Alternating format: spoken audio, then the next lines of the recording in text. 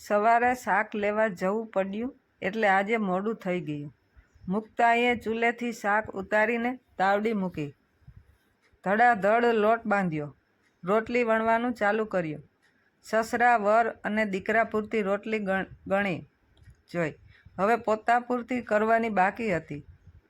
પણ અચાનક રોટલી વણવાના પાટલાનો ટાંગો નીકળી ગયો. એ બબડી, એક તો મોડું થાય છે ને ટાણે જ આ તૂટ્યો. ગુસ્સામાં એને થાળી ઊંધી વાળીને રોટલી વણી લેવાનું આ સૂઝ્યું નહીં. વધેલા લોટનો પીંડો વાટકામાં દાબ્યો, લોટના ડબ્બામાં મૂક્યો, પોતાનું ટિફિન તૈયાર કર્યું અને ત્રણેય સાંભળે એમ કહ્યું, તમે ત્રણેય એક એક રોટલી ઓછી ખાજો અને કામેથી આવું ત્યાં આ પાટલો સમો કરી રાખજો. પછી સાંજે રોટલી થશે અને કાલ સારું કાંઈક શાક લેતા આવજો એટલે મારે આજની જેમ મોડું ના થાય. મુક્તાના ઘરમાં એક જ સ્ત્રી હતી. ઉતાવળે પગે કામ પર જતાં જતાં વિચારતી હતી. ડોશી મૂઈ કજિયાળી હતી. એ મરી ત્યારે હું મનમાં રાજી થઈ, પણ તે દી એને બદલે ડોસો મર્યો હોત ને. એ જીવતી હોત તો થોડુંક કામ કરવા તો લાગત. અને સૌ દીકરા દીકરા કરે છે, મારે આ રહ્યો બે ઠામણા ઉટકવાનું કે ઘરમાં જરાક સાવરણી ફેરવવાનું ચીંધું છું તો મોટા શેઠનો ગગો હોય એમ શરમાય છે. જો દીકરી હોત તો અડધે અડધું ઊભી રહેત. આમ જુઓ તો મુક્તા સાચી હતી. કેશુ કડિયાકામ કરતો, સારો કારીગર હતો. બીજા કરતાં એણે 100 રૂપિયા વધારે રોજ મળતું. ઘર સારી રીતે ચાલતું. પણ એક દિવસ કોક મોટરસાઇકલવાળો એની સાયકલને ઝડપથી ઘસાતો નીકળ્યો ને પછાડીને નાસી ગયો. કેશુનો એક પગ ભાંગ્યો.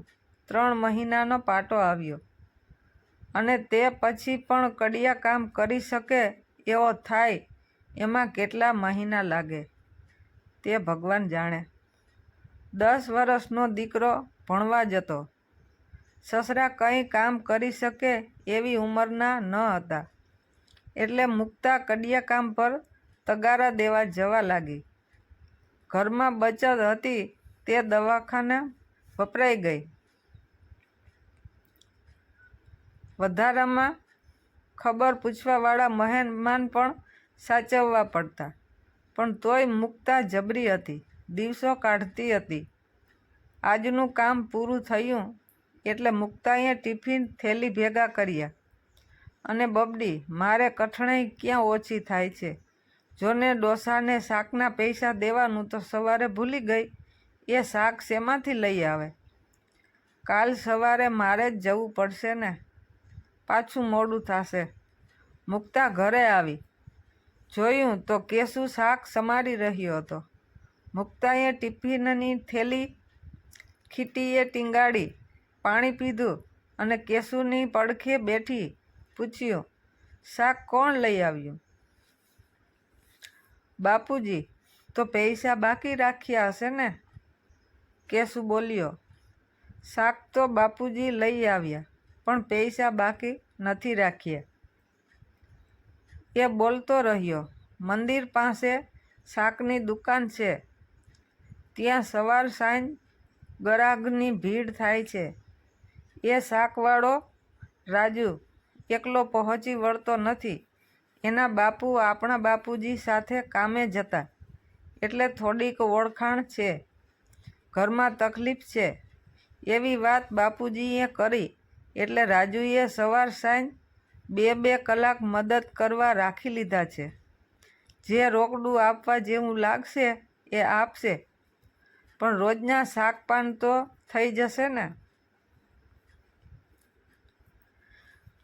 શાક સમારવાનું પૂરું કરીને કેશુએ થેલીમાંથી એક સફરજન કાઢ્યું અને મુક્તાને આપ્યું.